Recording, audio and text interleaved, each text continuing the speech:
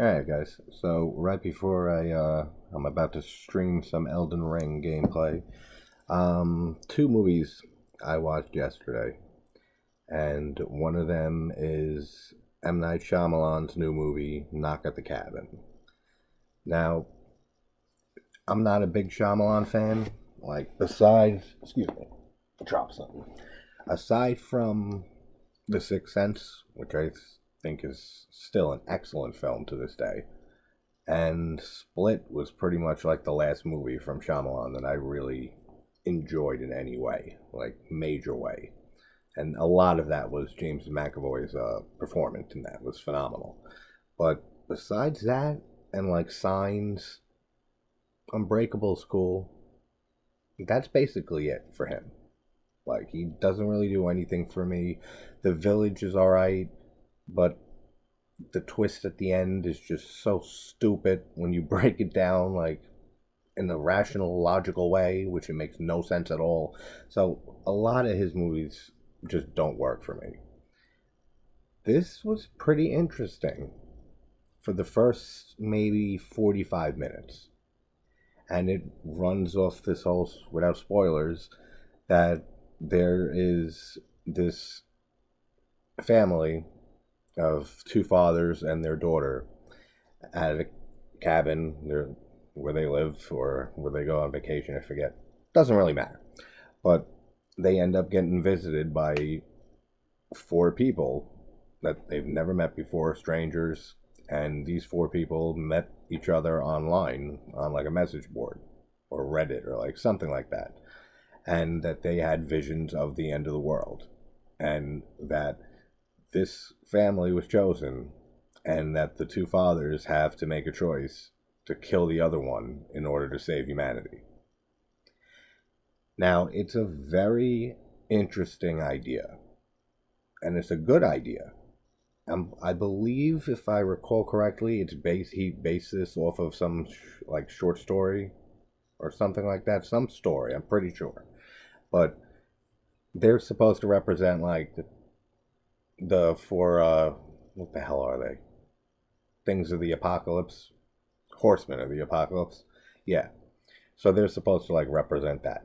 Now, it's so hard to. All right.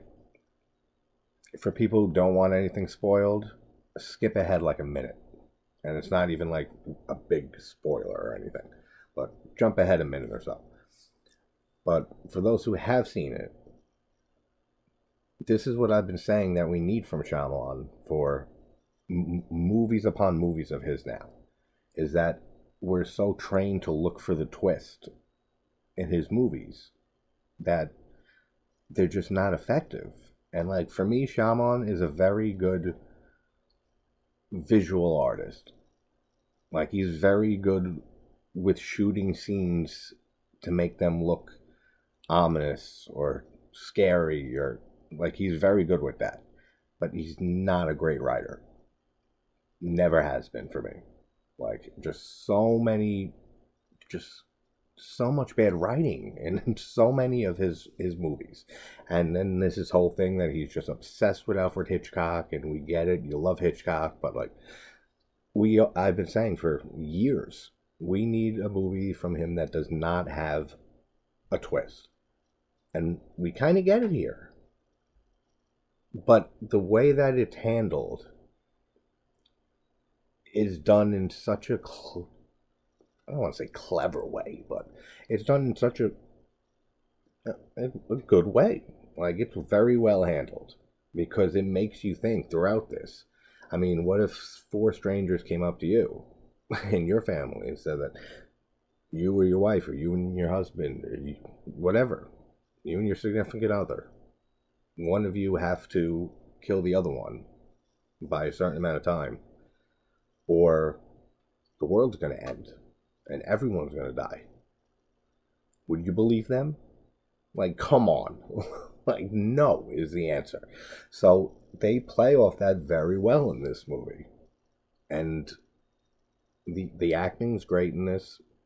I forget, what is it, Batista? Something Batista? Dave Batista?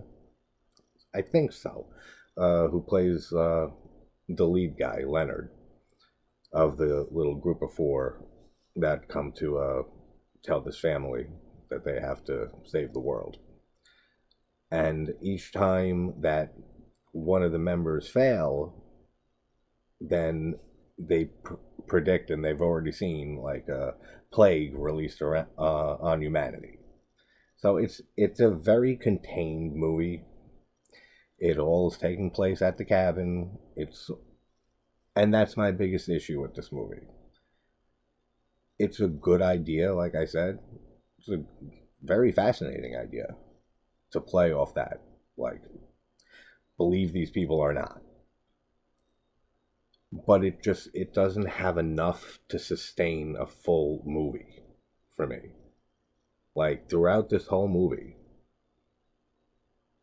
that's all you're going to think about is, all right, well, either they're telling the truth and the world would end if or will end if they don't make this decision, or they're just sick fucks who are trying to trick people, this family, into doing this just for whatever sick reason, or that they're delusional and they're like part of some cult.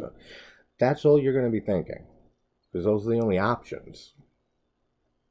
And then it kind of just plays out how you think it would. Like, that's basically my biggest issue with the movie. It's like, you could have trimmed this movie down to like a 45-minute movie. Like a 45-minute short. Or whatever you want to call it.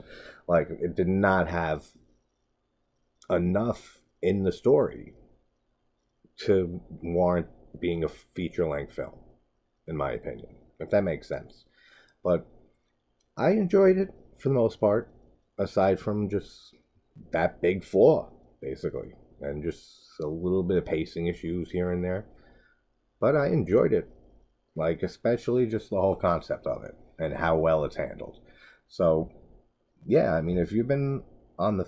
Am I saying it's a great film? No. Like, no. No. Like, not one bit. It's not a great movie. Would I ever watch it again? Probably not. Maybe. Like, if somebody wanted to see it, a friend or something like that, I'd watch it again. But it's not something it's not going to make any list of the year for me, like, for sure. But it is an interesting watch. Especially seeing Shyamalan's career, like, from the beginning, and just all these years later, with the huge peaks and valleys, mostly valleys for me, that Shyamalan's done. But check it out. Like, definitely worth at least a watch. Like, in my opinion, for sure. So, I will have another video up with my other film that I watched, which was... Wait for that video. Alright, guys. I will talk to you soon. Take care.